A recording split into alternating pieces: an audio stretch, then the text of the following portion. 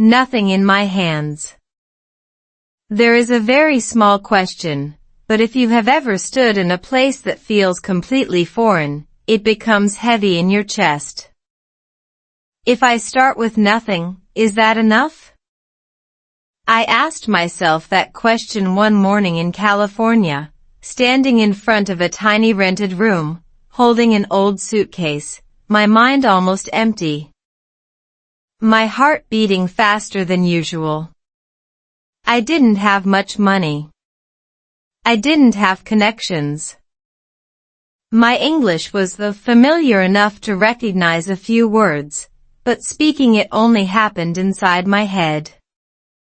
And in that moment, I realized something very clear. I was truly starting from nothing. California in my imagination used to look very different. Warm sunshine. Blue ocean. Friendly people. Opportunities everywhere. But real California doesn't come with background music. It comes with sharp sunlight, endless highways, and a feeling that you are very small, inside a system that never slows down. On my first day, I walked to a nearby store to buy food. The cashier asked a very simple question, "How are you today?" My brain went blank for about 3 seconds. Then I answered with exactly one word, "Good." When I said it, my heart was racing like I had just passed a big test. One word only, yet it made me feel embarrassed and strangely proud at the same time. Do you know what it feels like to live inside a language that is not yours? It's like wearing a raincoat indoors. You're not dying, but you're always slightly uncomfortable. Every day, English sounded like ocean waves around me. Constant, loud, and impossible to catch one by one. Americans speak fast. They swallow sounds. They smile while talking. And I had to use all my energy just to guess whether they were being kind or annoyed. That's when I understood something important. Learning English is not only about vocabulary. It's about survival. I started working very early, not because I was ready, but because I didn't have a choice. My first job was not glamorous. It was very real. Very tiring. And very quiet. I worked with people who didn't have time to wait for me to understand. They spoke, I guessed. I made mistakes, I fixed them. I was afraid to ask questions, because every time I opened my mouth, I had to prepare myself emotionally. Inside my head, there was always the same conversation. What if I say it wrong? What if they laugh? And when your brain stays afraid for too long, it will convince you that silence is the safest place. Some nights, I came back to my room, lay on my bed, and stared at the ceiling, feeling smaller than before. Not because I was weak, but because everything around me felt too big. America doesn't hate you. It just doesn't wait for you. If you can't keep up, it keeps moving anyway.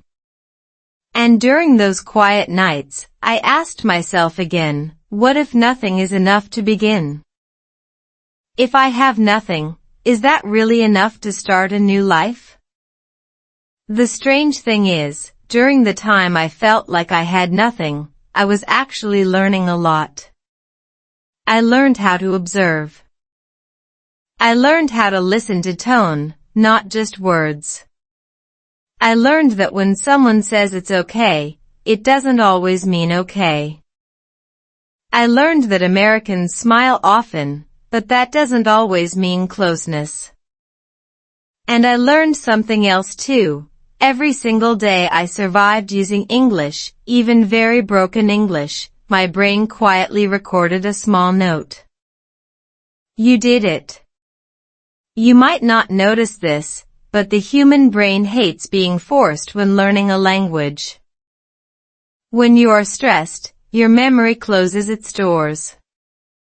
But when you are inside your own story, the brain opens up. At that time, I didn't study English in a serious, traditional way. I simply lived. I listened. I guessed. I failed.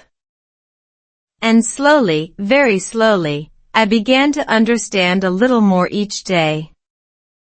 Not because I became smarter, but because I had no other option except to continue. There was one very small moment that I still remember clearly. One day, someone spoke a long sentence to me, and I understood, maybe 70% of it. Not everything, but enough to respond correctly. And inside my head, a very soft voice said, maybe this is enough. Maybe I don't need to be perfect yet. Maybe starting with nothing is actually the most honest way to begin. If you are listening to this video right now and you feel slow, weak, or behind in your English learning journey, I want you to know something. I have stood exactly there. Not confident. Not fluent. Not sure of myself. But I still showed up every day. And maybe the most important question is not how much you have when you start, but whether you are willing to stay with your own journey. Because sometimes, nothing is not a lack. It's just a beginning that hasn't been named yet. First days in California. The first days in California did not feel like a beginning. They felt more like standing in the middle of a moving sidewalk, going the wrong direction, while pretending everything was fine. People walked fast. Cars moved faster. Even the air felt like it was in a hurry. I remember thinking, everyone here looks like they know where they're going. And then there was me, walking slowly, checking my phone every few minutes, mostly to feel less alone. California mornings were quiet in a strange way. The sun came up early and strong, but the streets didn't feel warm yet. I would step outside and feel the cool air on my face, that soft moment before the heat arrived. Back home, mornings felt familiar. Here, mornings felt neutral. They didn't welcome me. They didn't push me away. They simply existed. And somehow, that neutrality made me feel invisible. During those first days, everything required effort. Buying food. Taking the bus. Reading signs. Understanding jokes I wasn't meant to understand yet. I learned very quickly that American life is built on small conversations. Quick smiles. Short questions. How's it going? You good? Have a nice one. These phrases sound friendly, but they move fast. If you hesitate too long, the moment is gone. I often answered late, or wrong, or not at all. And each time, I felt like I had missed a train that wasn't coming back. There was one afternoon when I stood at a bus stop, holding a paper with the route number written on it. I checked it again and again, even though the number never changed. A man next to me asked something casually, probably about the bus. I caught 2 words. Bus. Late. I smiled and nodded, the universal language of confusion. He smiled back and turned away. That was the whole conversation. It lasted maybe 5 seconds. But for me, it was exhausting. My brain had worked harder in those 5 seconds than it used to work in an entire hour. In the evenings, California showed a different face. The sky turned orange, then pink, then quiet blue. Palm trees looked dramatic, like they knew they were being watched. People went jogging. Dogs walked their owners. Everything looked calm, almost cinematic. And yet, I often felt a deep loneliness during those moments. Not the dramatic kind. The quiet kind. The kind that sits next to you and doesn't say anything. I missed understanding without effort. Back home, I didn't have to think before speaking. Here, every sentence felt like a small performance. I had to prepare. Translate. Simplify. Sometimes, by the time I was ready to speak, the moment had already passed. That's when I learned something uncomfortable. When you don't speak the language, time moves faster around you. Work didn't slow things down either. People talked while walking. They gave instructions while already moving on to the next task. No long explanations. No checking if you truly understood. You either followed, or you learned the hard way. I learned the hard way often. And strangely, that's how my English improved. Not through lessons. Through consequences. Through moments where misunderstanding actually mattered. There was a small joke going around my workplace. Someone said something funny, and everyone laughed. I laughed too, about half a second late. No one noticed. Or maybe they did and didn't care. That was another lesson. In America, people don't always wait for you to catch up emotionally.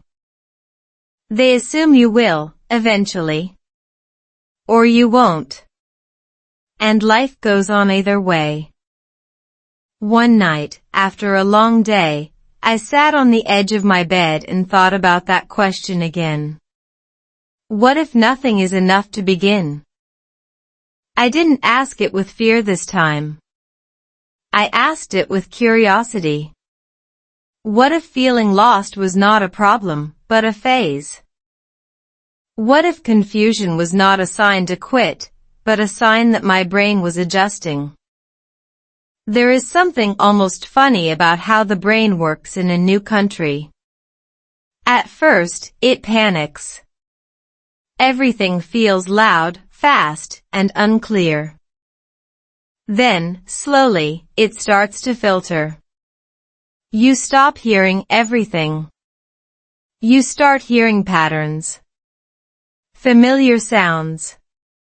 Repeated phrases. Your brain begins to relax, just a little. And when it relaxes, learning sneaks in quietly. I noticed this one morning when I understood a short conversation between two strangers without trying. I wasn't part of it. I wasn't stressed. I was just there. And suddenly, meaning appeared. It surprised me. Not because it was impressive, but because it was effortless. That's when I realized something important. Understanding comes faster when you stop chasing it. Those first days in California taught me patience in a very practical way. Not motivational patience. Survival patience. The kind where you learn to stand in line without knowing what will happen at the end. The kind where you accept that today might be confusing, but tomorrow might be slightly less so. And slightly less is enough. If you are learning English and you feel like everything around you is moving too fast, let me tell you something gently. You are not slow. You are adjusting. Your brain is doing invisible work. It is sorting sounds, testing meanings, building new pathways quietly, while you think nothing is happening. California did not change me overnight. It didn't inspire me with big speeches or dramatic moments. It taught me through daily discomfort. Through missed words. Through late laughter. Through silence. And in that silence, something steady began to form. The first days didn't feel like progress. But they were laying the ground, one confusing moment at a time. Working without words. There is a special kind of tiredness that comes from working in a language you don't fully understand. It's not just physical. It's mental, emotional, and slightly embarrassing. I discovered this during my first real weeks of work in the United States. Every morning, I woke up early, not because I was motivated, but because my body was already tense. Before my feet even touched the floor, my brain was preparing for a full day of guessing. At work, English was everywhere, but it didn't feel friendly. It felt like background noise that could suddenly turn into an alarm. Instructions were given quickly, often while people were walking away. Questions came without warning. Jokes appeared and disappeared before I could decide whether they were jokes. I learned very fast that nodding could mean many things. It could mean I understand. It could also mean I hope this works out. Most of the time, it meant the second one. My job was simple on paper. Do this. Move that. Clean here. Help there. But simplicity disappears when language is missing. Someone would say, "Can you take care of that later?" And I would freeze for half a second. What exactly is that? How much later is later? Is this a request or a command? While my brain was still processing, my body would already start moving, hoping action would hide confusion. Sometimes it worked. Sometimes it didn't.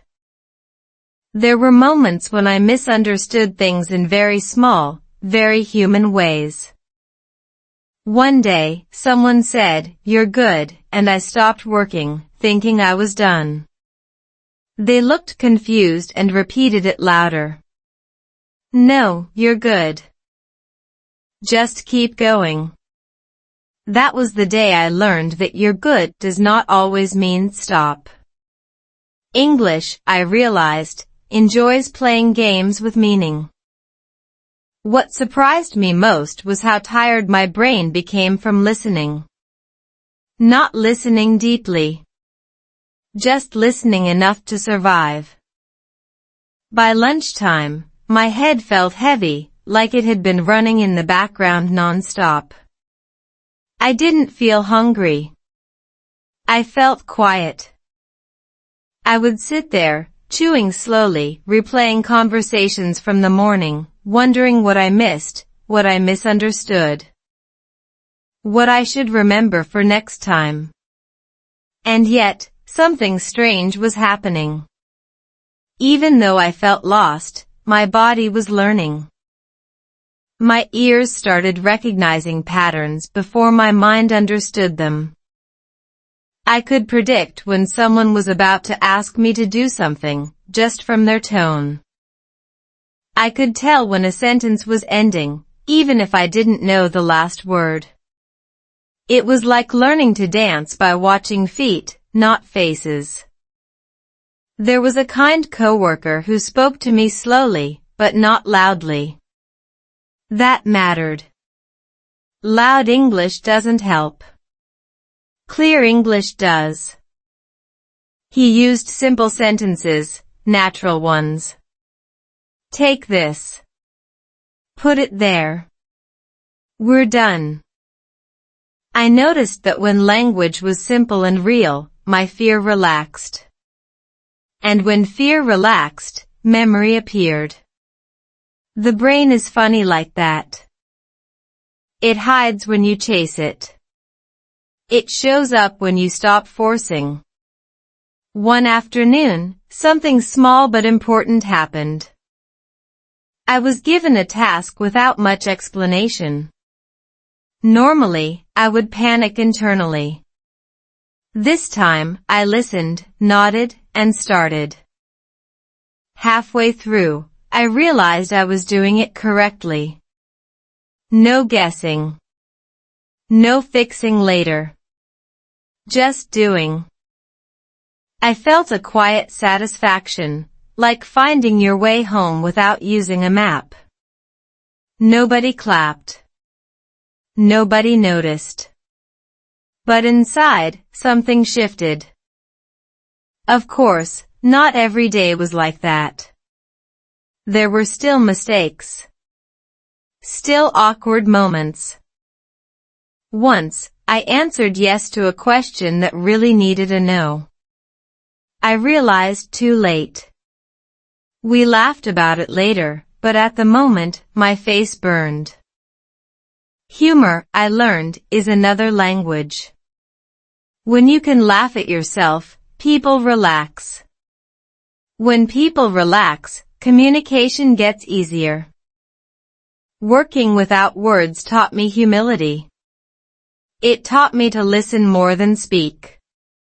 To observe before reacting.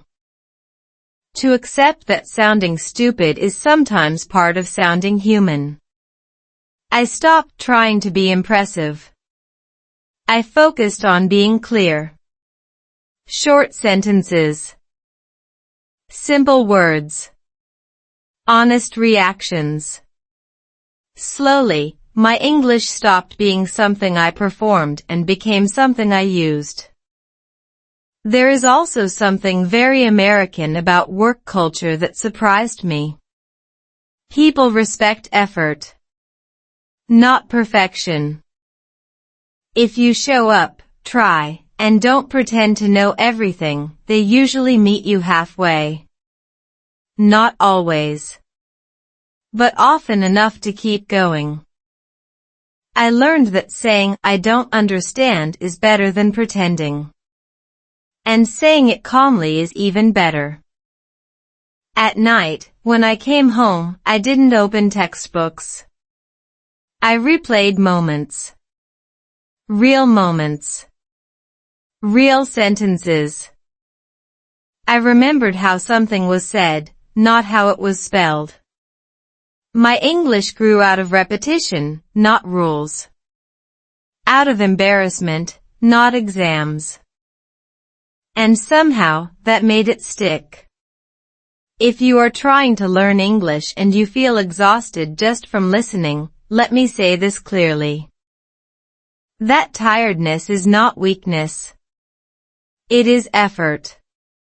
Your brain is building new connections quietly, even when you feel slow.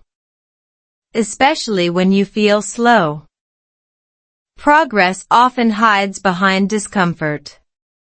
Working without words didn't make me fluent. But it taught me how to stay present long enough for language to arrive. American life reality. There is a moment when the dream version of America quietly leaves the room, and real life sits down instead. It doesn't announce itself. It just happens. For me, that moment came after the routine settled in. Work, sleep, repeat. No fireworks. No dramatic music. Just days that looked very similar to each other. That's when I realized something important. America is not hard because it is cruel. It is hard because it is very honest. American life is built on movement. People move houses. They move jobs. They move on. They don't explain much, and they don't wait long. At first, I thought this meant people were cold. Later, I understood it differently. Here, independence is respect. If no one interferes with your life, it doesn't mean they don't care. It often means they believe you can handle it. That idea took time to sink in. Simple things felt surprisingly complicated. Making appointments. Reading letters from institutions. Understanding bills. Everything came with instructions written in polite but confusing English.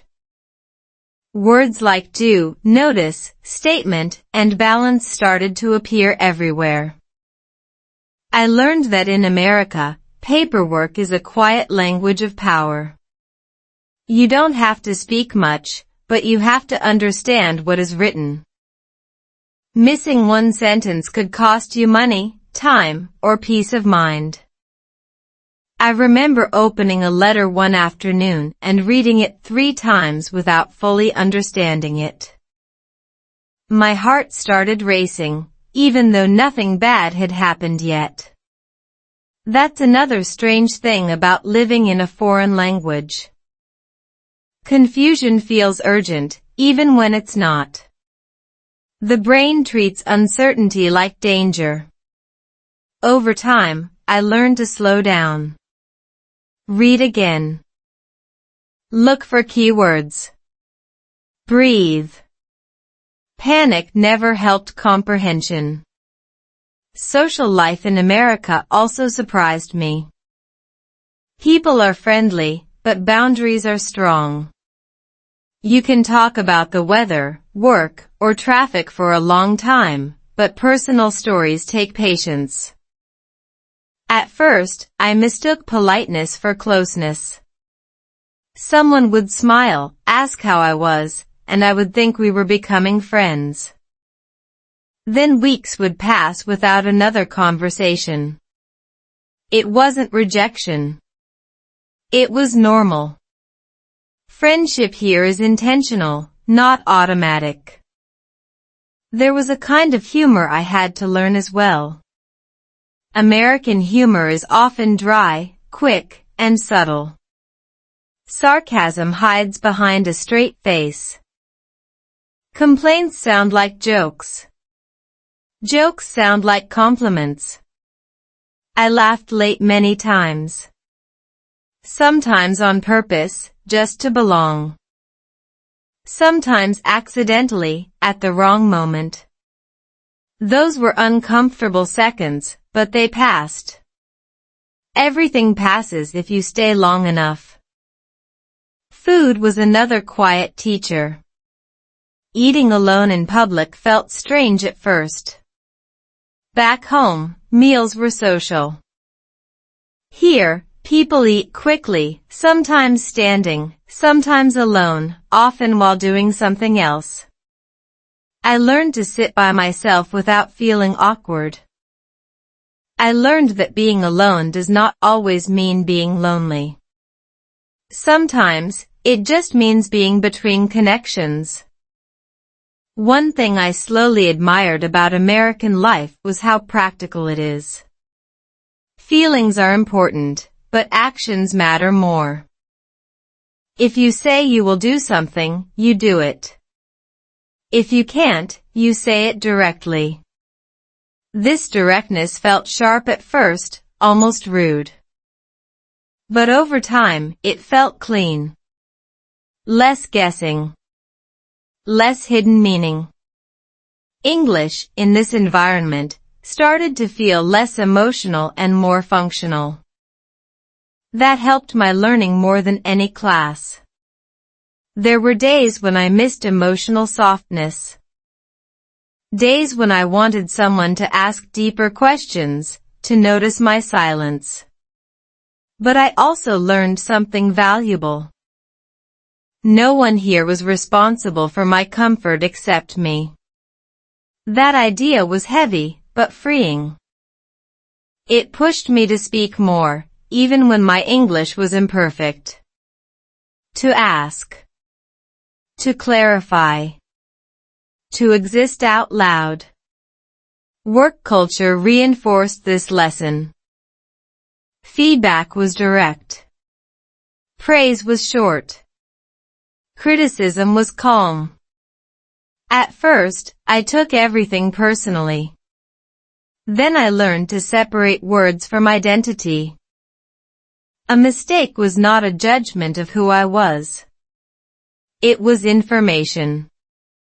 This shift changed how I listened.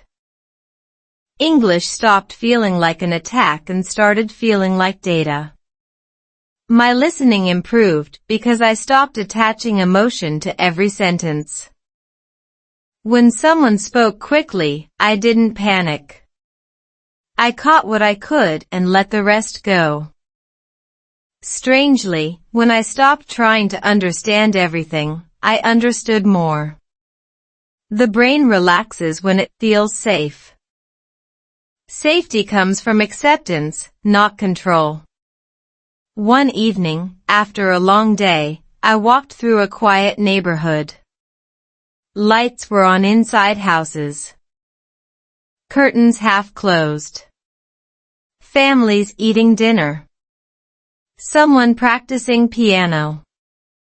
Someone watching TV. Ordinary life. I realized then that America was not a test I had to pass. It was a place I was allowed to live in, slowly, imperfectly. If you are learning English and dreaming of life in another country, let me tell you something gently. The hardest part is not the language. It is adjusting your expectations. Real life anywhere is repetitive, quiet, and occasionally boring. And that's not a failure. That's stability forming. American life did not turn me into someone new overnight. It simply removed the illusions, so something real could grow in their place. English from real life. At some point, I stopped thinking of English as a subject. It quietly became a tool. Not a perfect one. Not a shiny one. Just something I used every day, sometimes badly, sometimes well enough. This shift didn't happen in a classroom. It happened in grocery stores, parking lots, break rooms, and awkward pauses between sentences. I remember the exact moment I realized this. I was standing in line at a store, holding a basket with 3 things I didn't really need. The cashier asked something, and without translating it in my head, I answered. My answer wasn't elegant.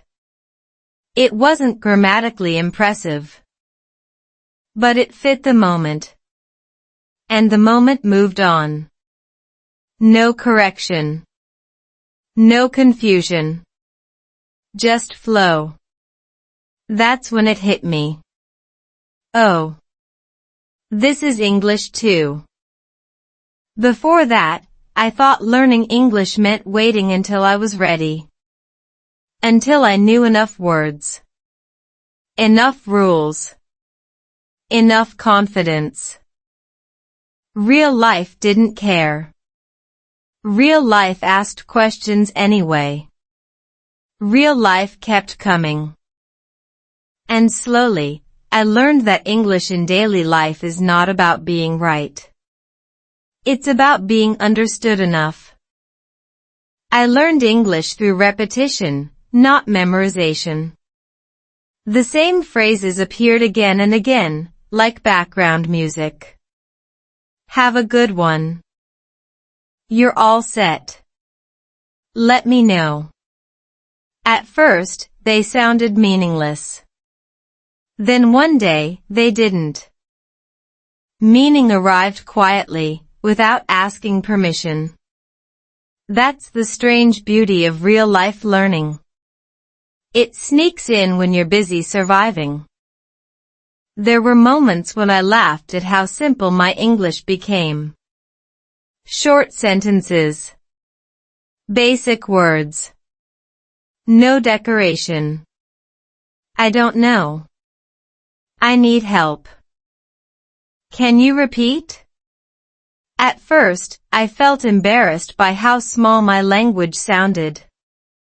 Later, I realized something important. Simple English works. It opens doors. It lowers pressure. It invites patience from others and kindness from yourself. One afternoon at work, someone asked me a question I didn't understand at all. Instead of nodding like before, I paused and said, "Sorry, I don't understand."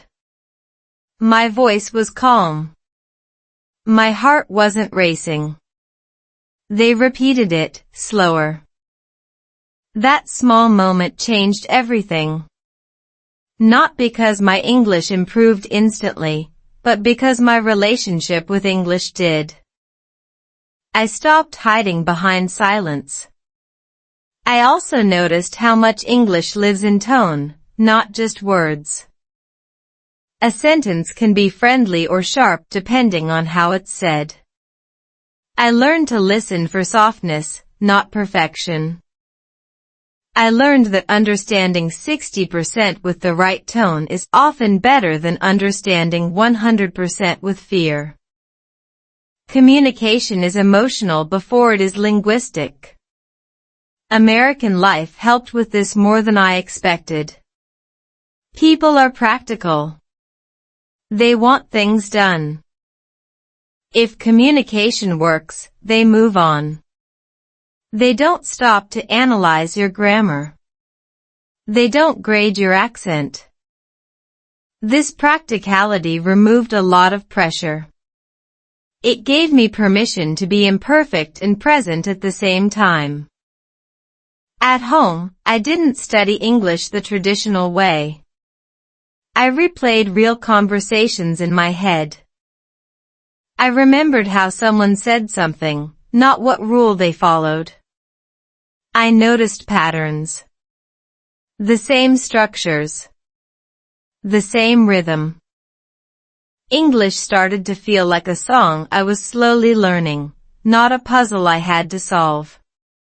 There were still awkward moments, of course. Once, I misunderstood a question and gave a long answer to something very simple. The other person listened politely, then smiled and said, "That's not what I meant." We both laughed. And nothing broke. That was an important lesson too. Mistakes don't end conversations. Fear does. I began to trust my instincts more. If something sounded right, I used it. If it didn't, I adjusted. This trust didn't come from confidence. It came from exposure. The more I heard English in real situations, the more my brain knew what belonged and what didn't. Learning became unconscious. Effortless in moments. Messy overall. But moving.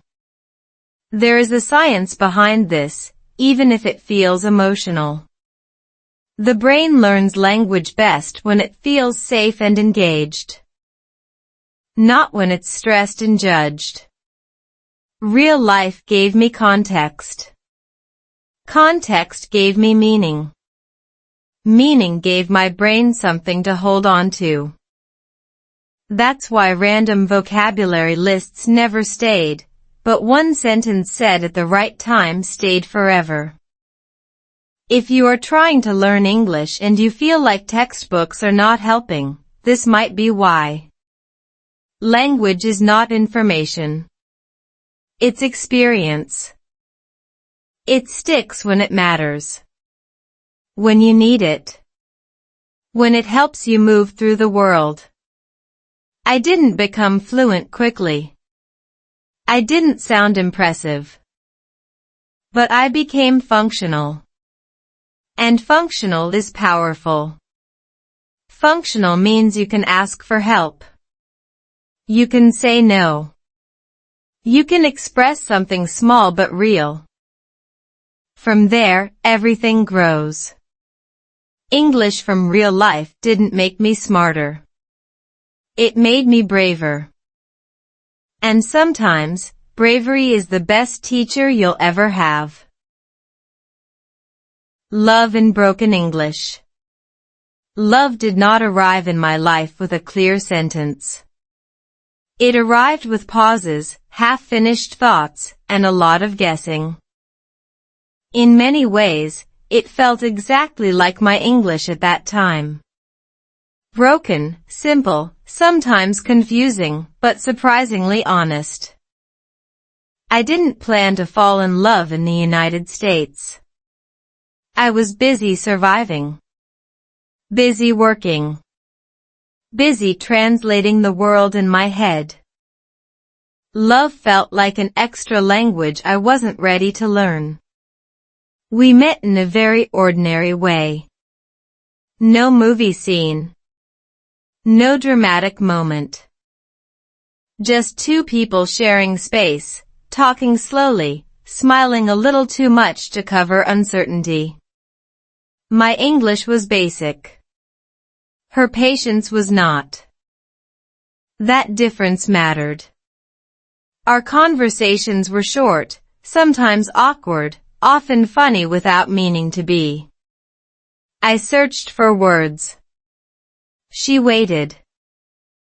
That waiting felt like kindness. There is something very vulnerable about liking someone when you cannot fully express yourself. You become careful.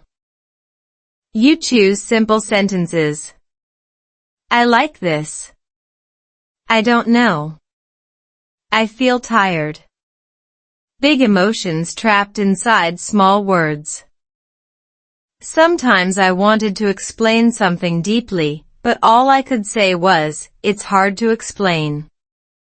And strangely, that sentence explained everything. Dates were quiet. Coffee shops. Walks. Sitting somewhere and watching people pass by. Silence appeared often, but it wasn't heavy. It felt like resting. I learned that silence in English is not always uncomfortable. Sometimes it's just space. Space to breathe. Space to feel. Space to let meaning arrive later. Humor helped more than grammar. I made mistakes all the time. Wrong tense. Wrong word.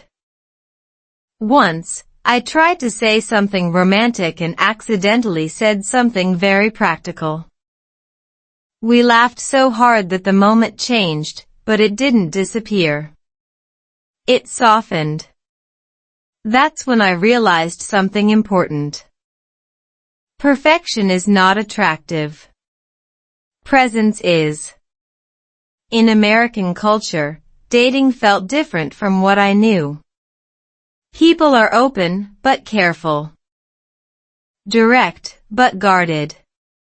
Feelings are shared slowly, like important information. I had to learn new rules while still learning the language. What does seeing someone mean? What does taking it slow really look like? These phrases sounded casual, but they carried weight. I listened closely, not just to words, but to timing. There were misunderstandings, of course. Cultural ones. Linguistic ones. Emotional ones. Sometimes I thought something was serious when it wasn't. Sometimes I missed seriousness because it sounded casual. English hides emotions behind politeness. Learning that took time. We talked through confusion with very simple sentences. I feel confused. I want to understand. Please tell me. Those sentences saved us more than any romantic speech ever could. Love also changed how I listened. When you care about someone, you listen differently. You don't just wait for your turn to speak.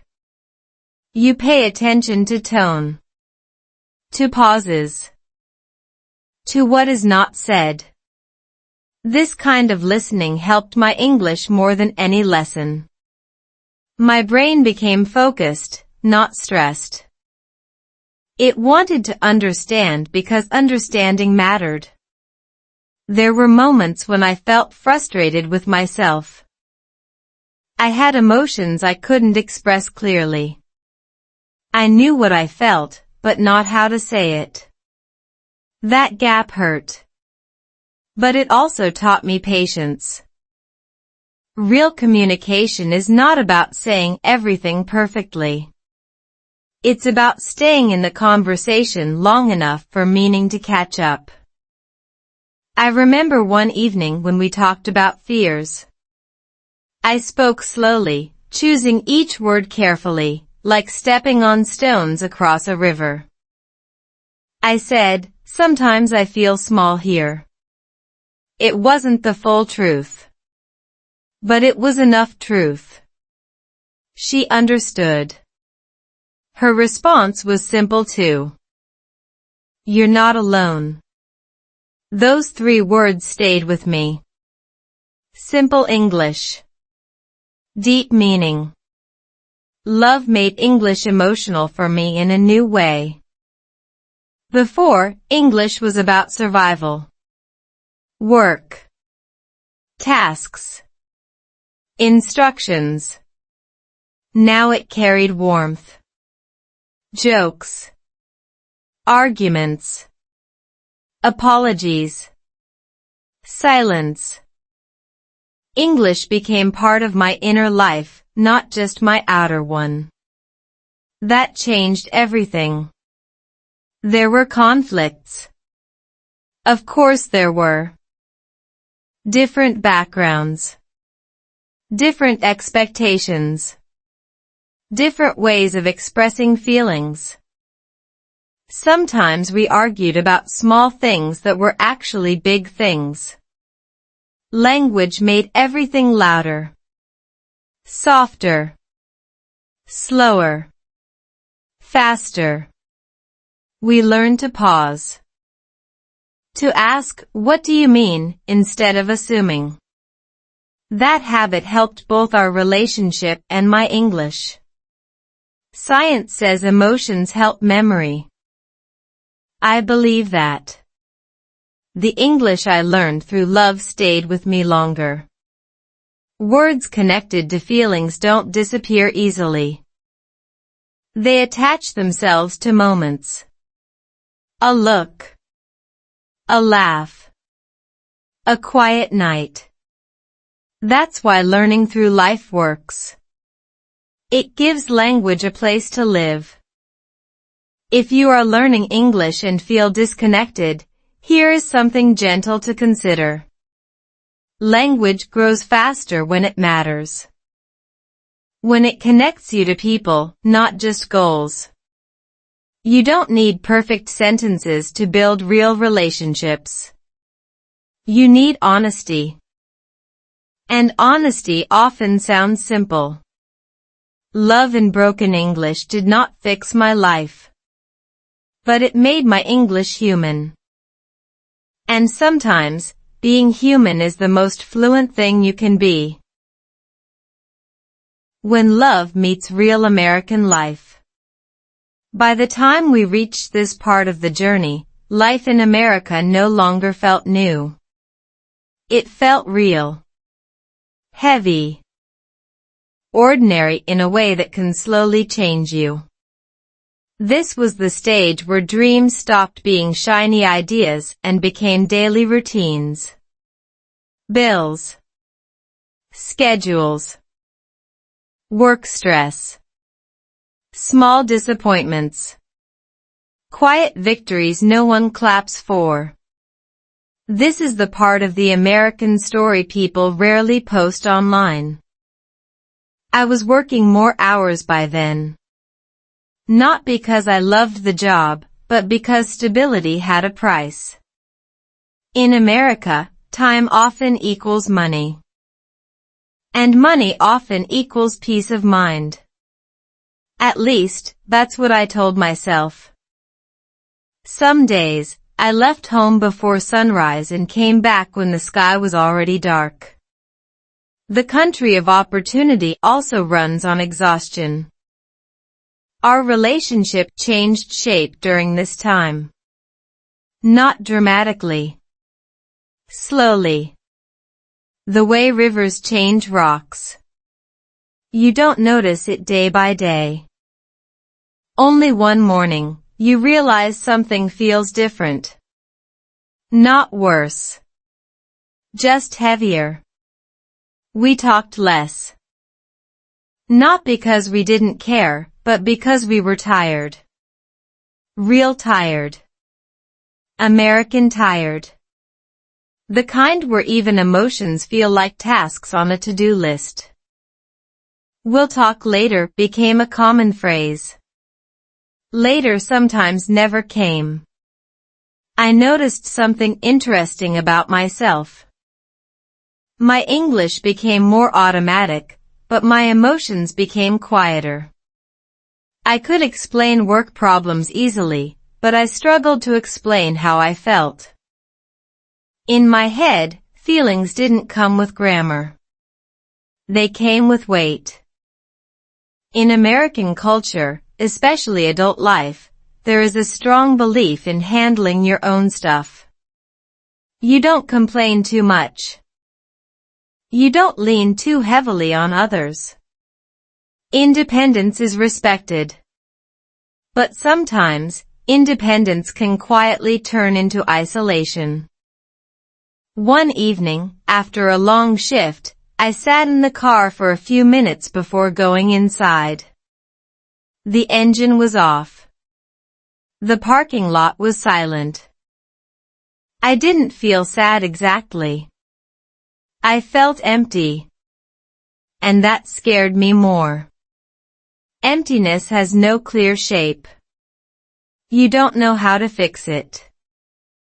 Inside the apartment, she was doing something simple. Folding laundry. We smiled. We asked about each other's day. Short answers. Polite answers. The kind that sound normal but leave something unsaid. American life teaches you how to sound okay even when you're not. There was a small moment that changed everything. We were eating dinner. Nothing special. Just regular food. She asked, "Are you happy here?" Her voice was calm. Not accusing. Just curious. I froze for a second. My English understood the question. My heart needed more time. I didn't answer right away. Silence sat between us. Not an angry silence. A thoughtful one. Finally, I said, slowly, "I don't know. I think. I'm trying." It wasn't a perfect sentence. But it was honest. And honesty carries its own fluency.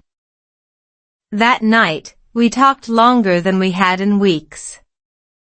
Not loudly. Not emotionally dramatic. Just real. We talked about pressure. Expectations. The invisible weight of starting with nothing in a country that moves fast. She shared her fears too. I realized I wasn't the only one struggling. I was just quieter about it. Marriage in America is often shown as a partnership of equals, strong individuals walking side by side. That sounds beautiful. But it also means both people are expected to be strong at the same time. Sometimes, no one knows how to ask for help. This period taught me that love doesn't disappear in silence.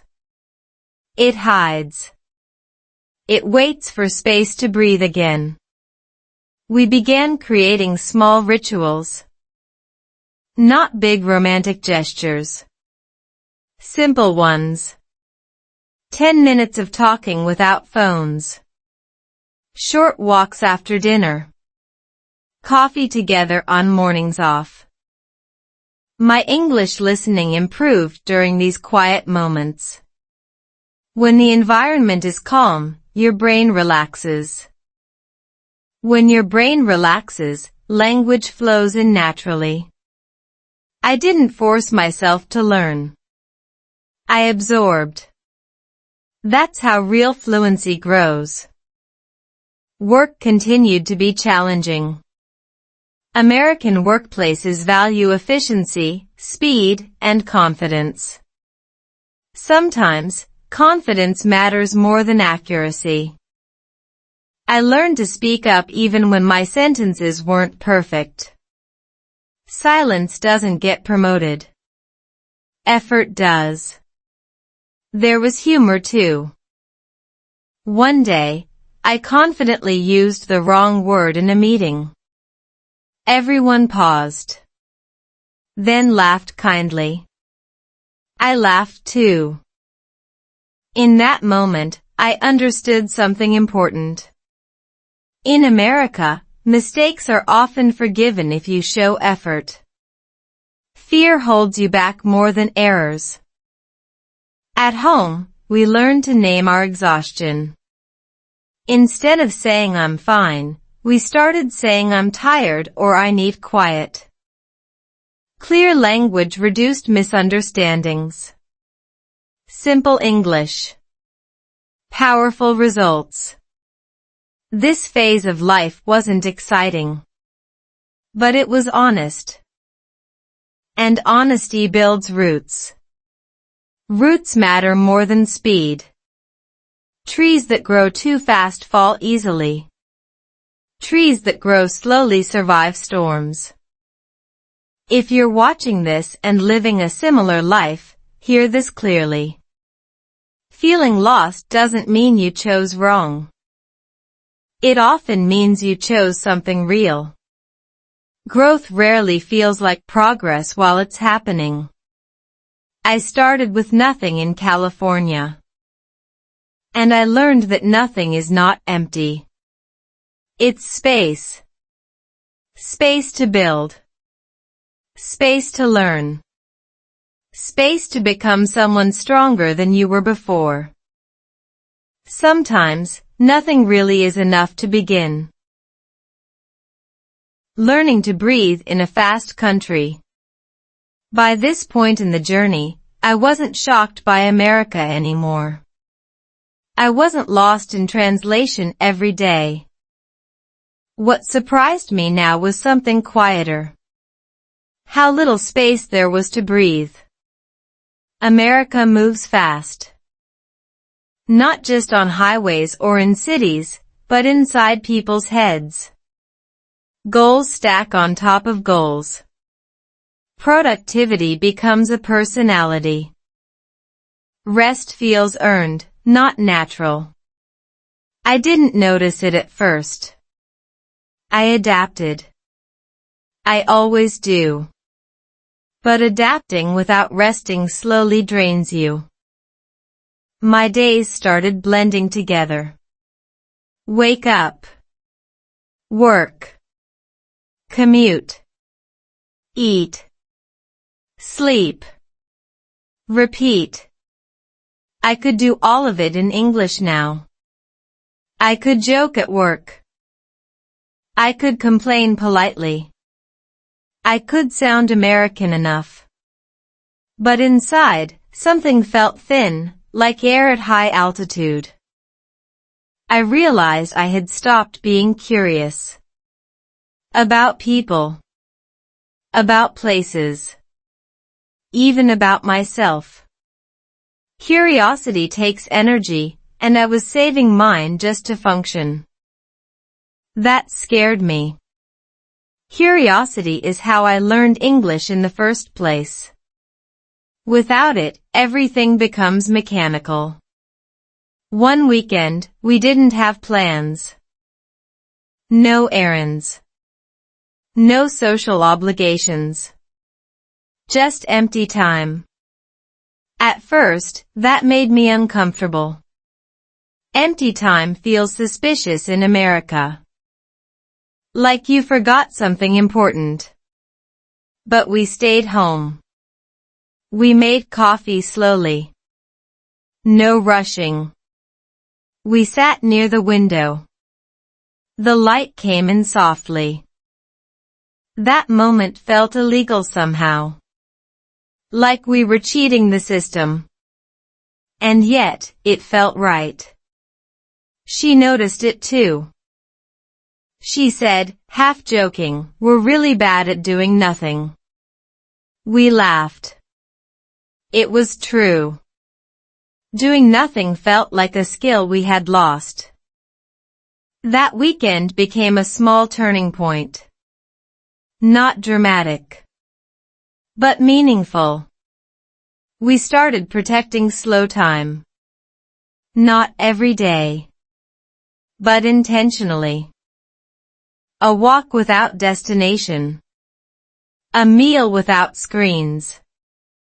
Silence without guilt. My English listening improved again during these moments. When life slows down, you hear more. You catch rhythm. You notice how words rise and fall naturally. You stop translating. You start feeling the language instead. There's a strange thing about America. It teaches you to optimize everything except your inner life. You can optimize your schedule, your income, your fitness. But emotions don't follow spreadsheets. They need pauses. At work, I was doing better. Not perfect, but steady. I learned that confidence in American workplaces is often about clarity, not complexity. Short sentences. Direct ideas. No apology for existing. That took time. Especially coming from a culture where humility is valued differently. One day, my manager asked how I was doing. I almost said, "I'm fine." The default answer. But something stopped me. I said, "I'm doing okay, but I'm still learning how to balance things." He nodded. No judgment. That moment taught me something. Honesty doesn't always weaken your position. Sometimes, it builds trust.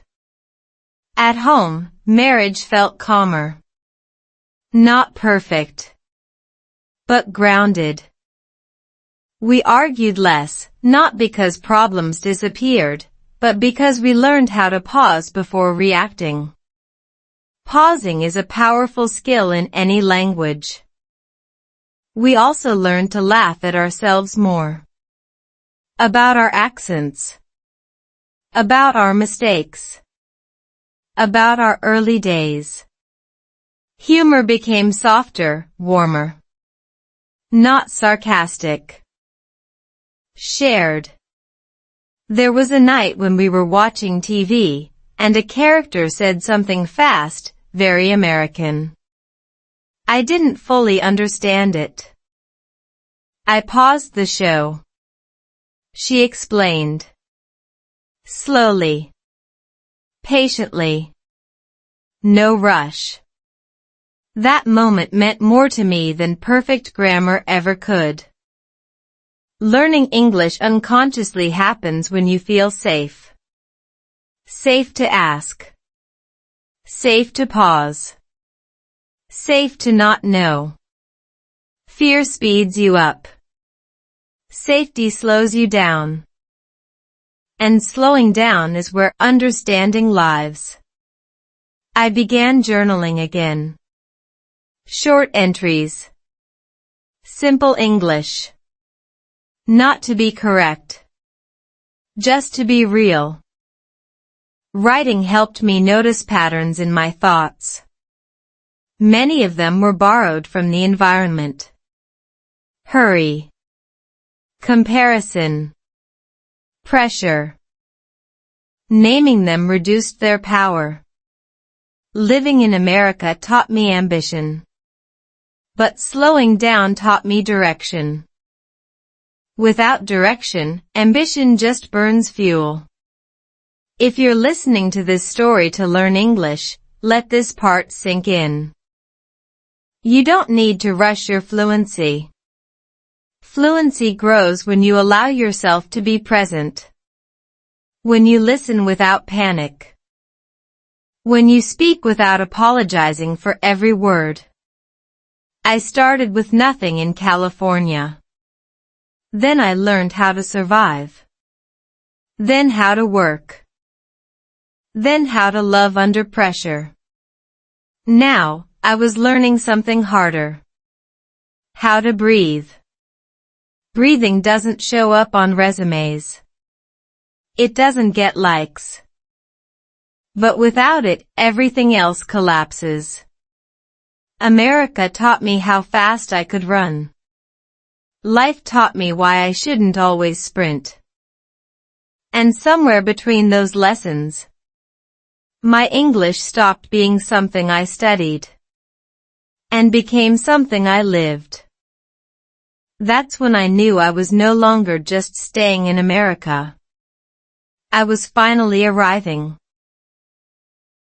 When English became responsibility. No one tells you this part when you dream about America. They talk about opportunity, freedom, better schools, a better future. What they don't tell you is that one day, English will stop being a personal goal and quietly turn into a responsibility. It happened the day we realized we were no longer just a couple trying to survive. We were becoming a family. Family changes the meaning of everything. Suddenly, mistakes feel heavier. Time feels faster.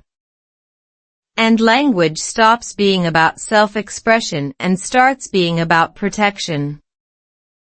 I remember standing in a pediatric clinic, holding a clipboard full of forms.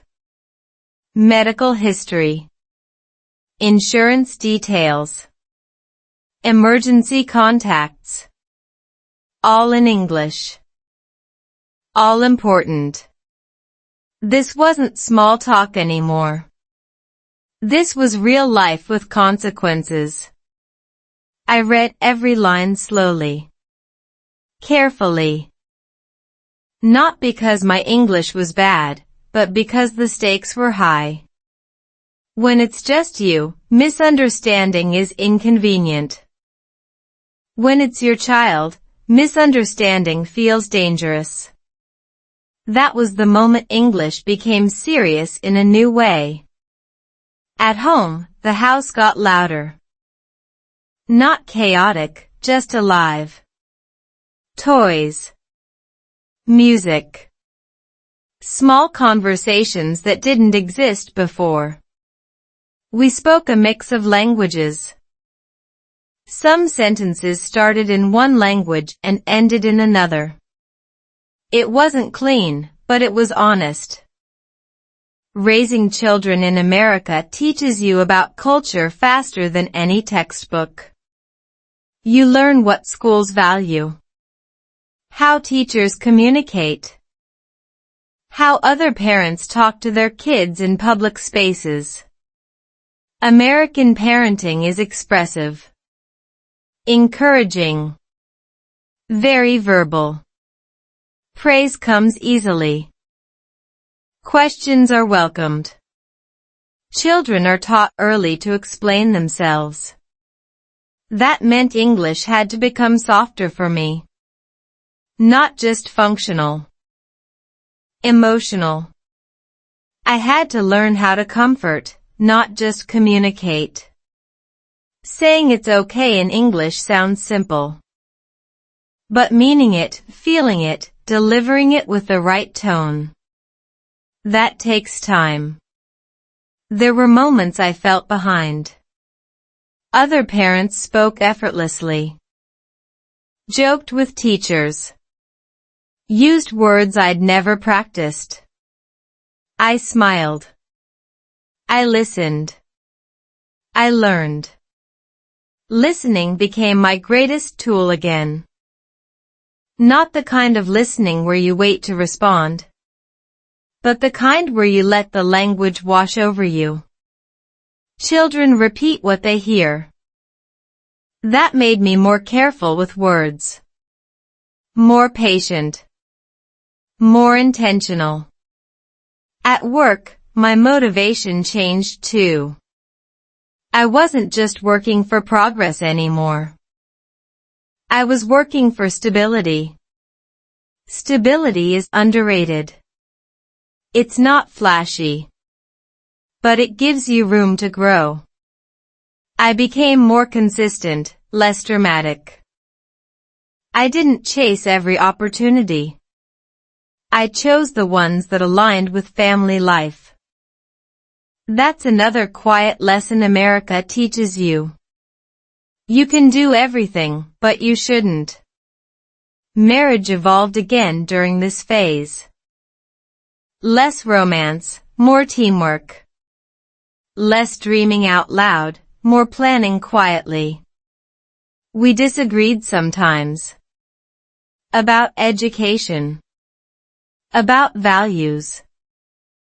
About how American we wanted our family to be. Those conversations were hard. Not because of language barriers, but because language suddenly mattered so much. Choosing words carefully became an act of love. Not winning arguments. Not being right. Just being understood. There were days when I felt tired of translating life. Explaining cultural context. Explaining emotions. Explaining myself.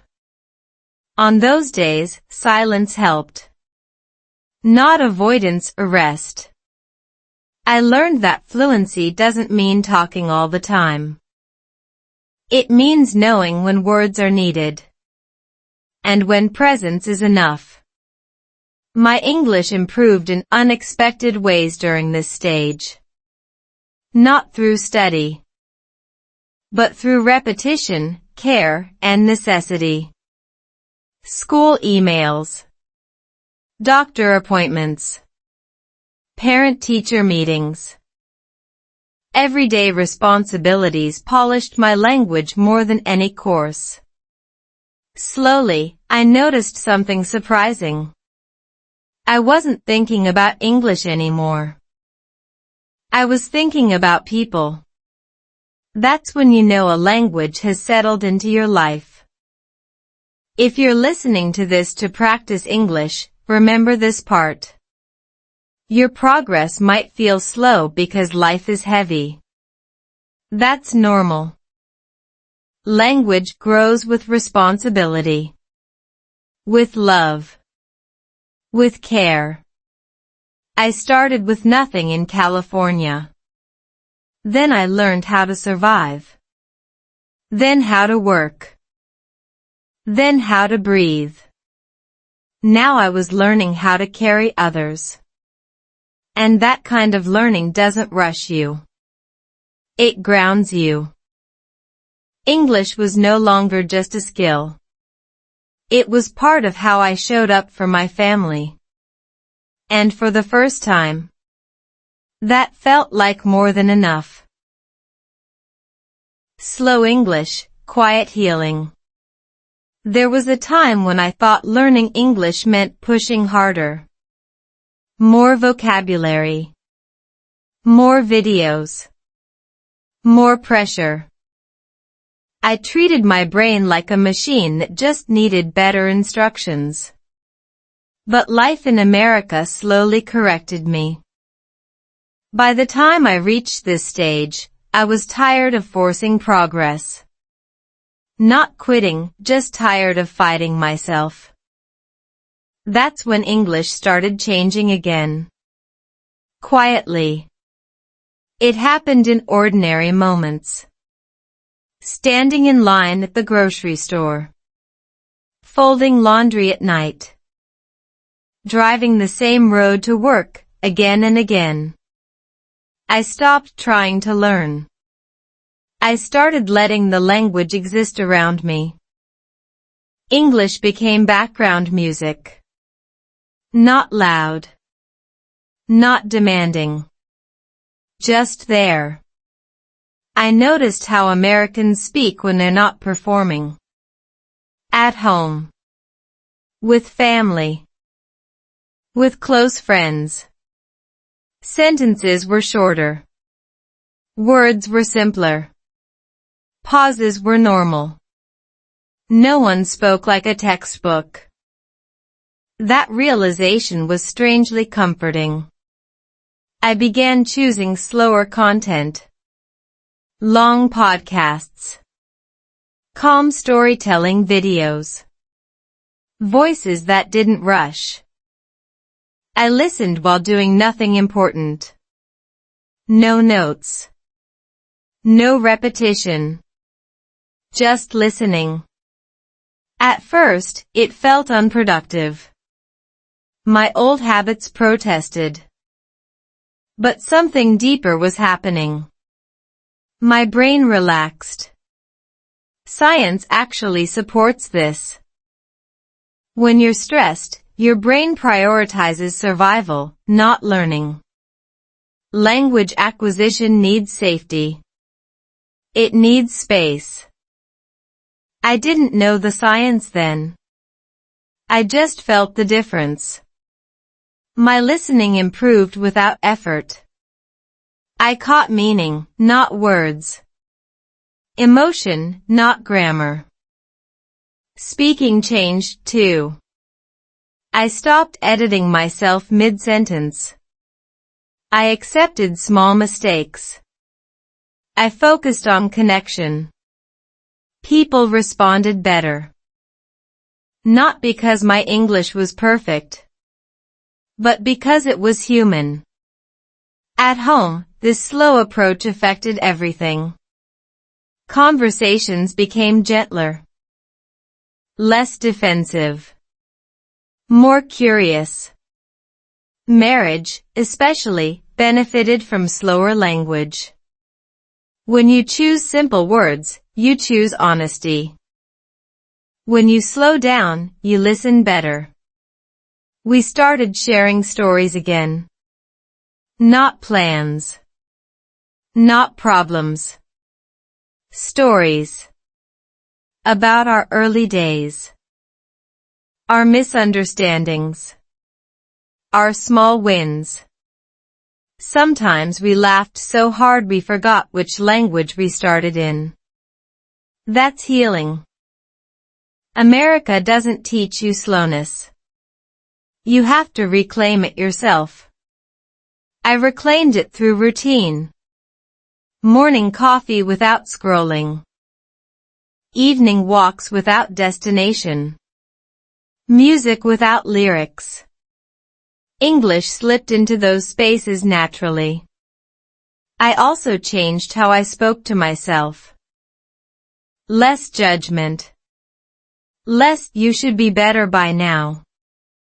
Language shame is real. And heavy. Once I let go of it, progress returned. At work, I became clearer. Not louder. Clearer. I didn't try to impress. I tried to be understood. That shift changed how people treated me. Respect followed clarity, not complexity. One day, a coworker said, "You explain things really calmly." That surprised me. Calm wasn't something I associated with myself before. But slow English had rewired me. If you're practicing English through this story, let me say this clearly. You don't need to suffer to improve.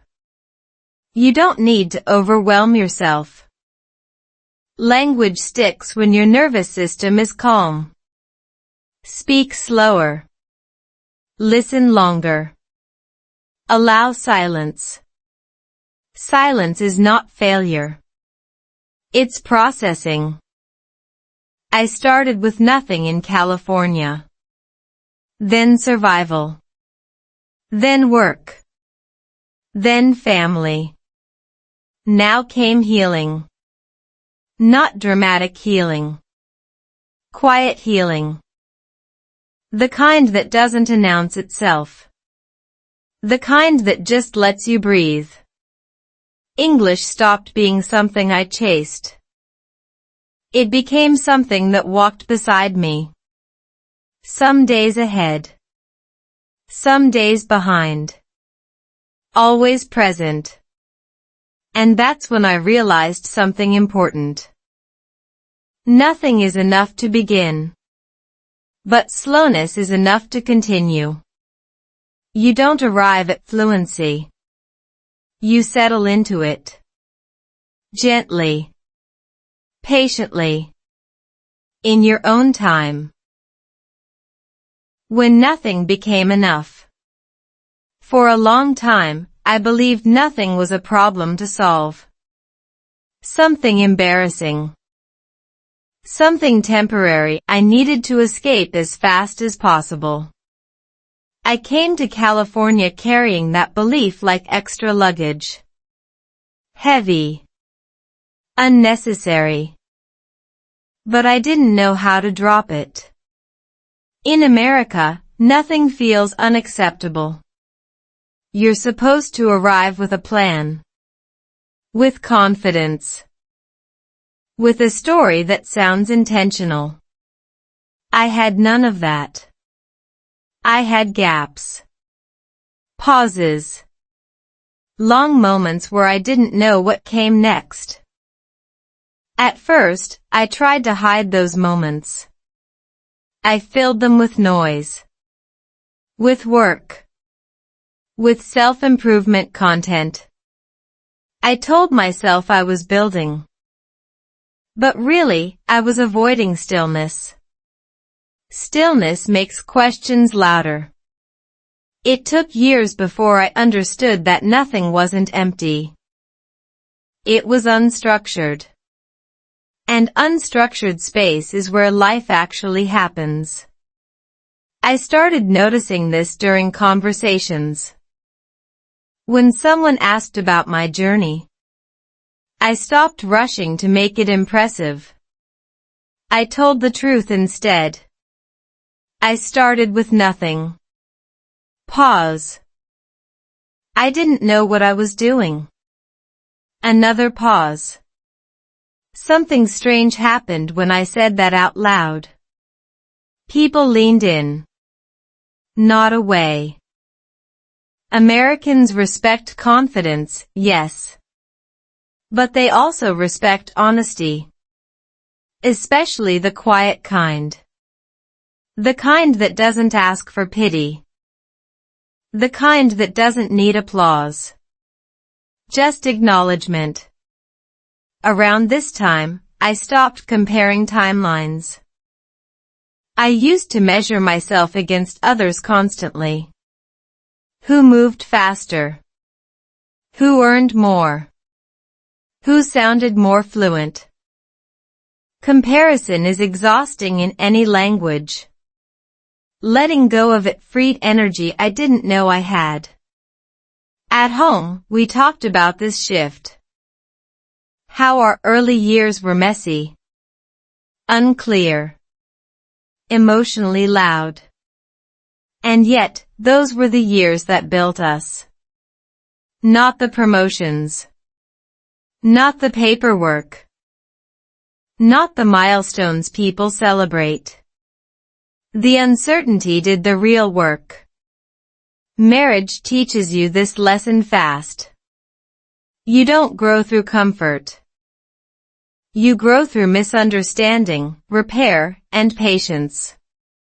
We laughed about our early arguments. How dramatic they felt at the time. How small they look now. Distance gives you perspective. And perspective gives you compassion.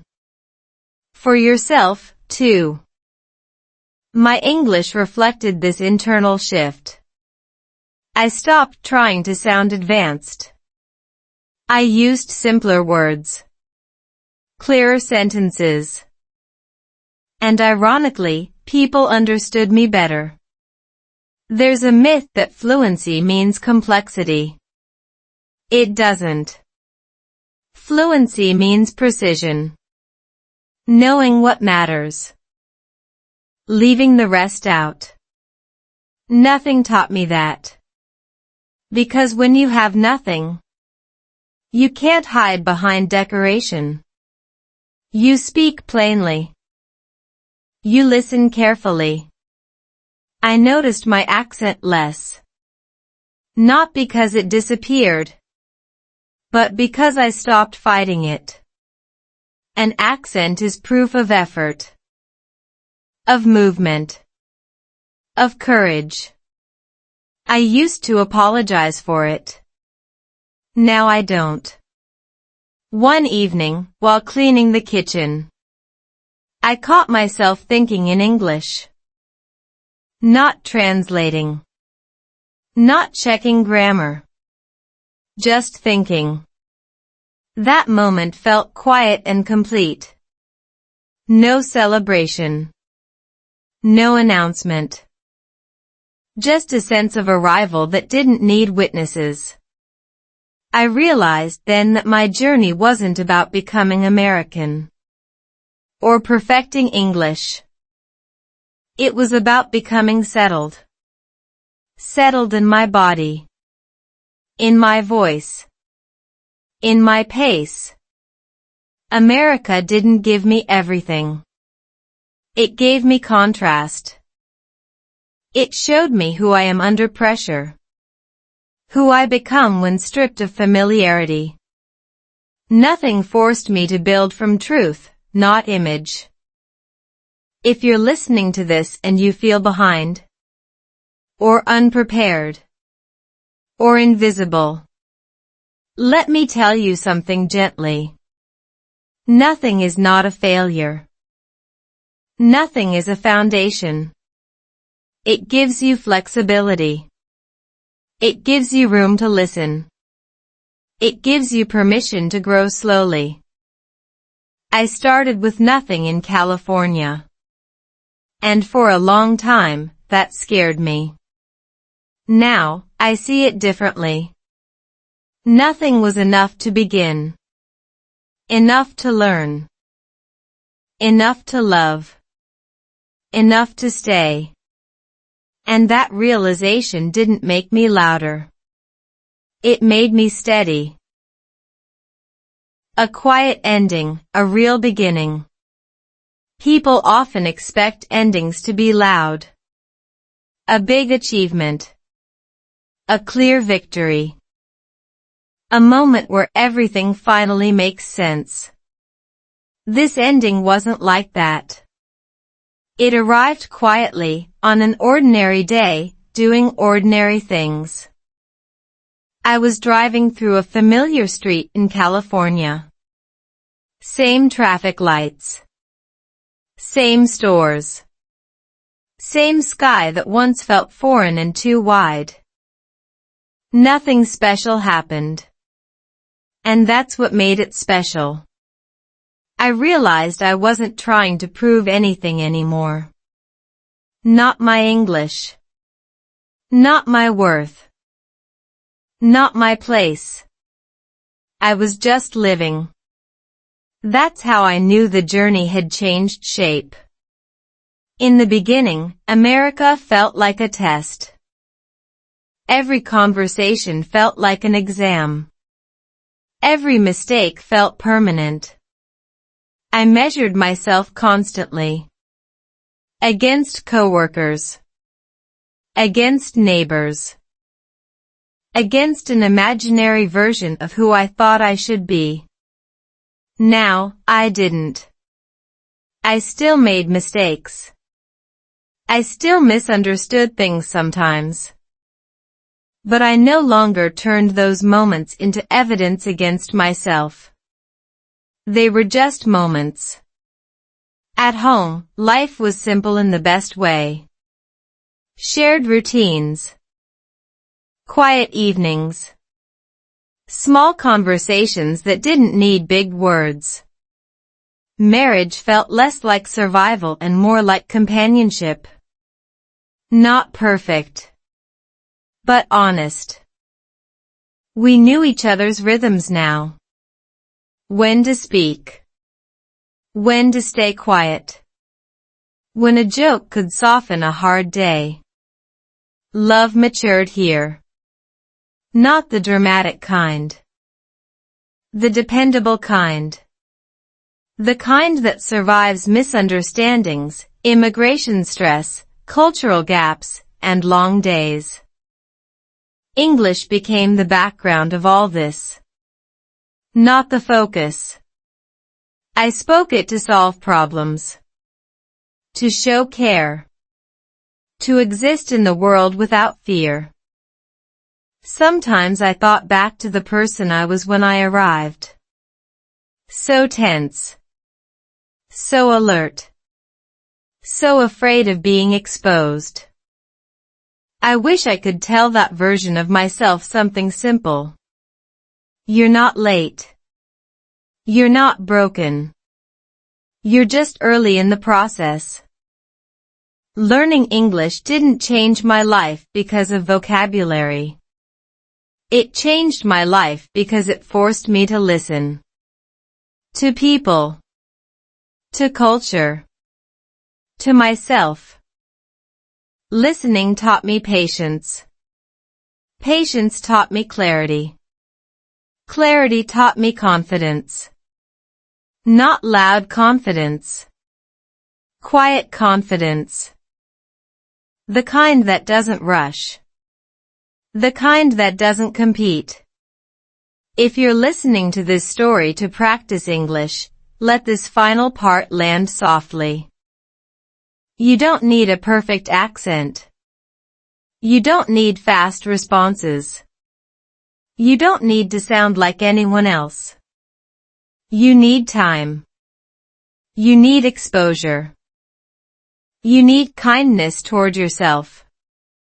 Language grows when you stop treating it like an enemy.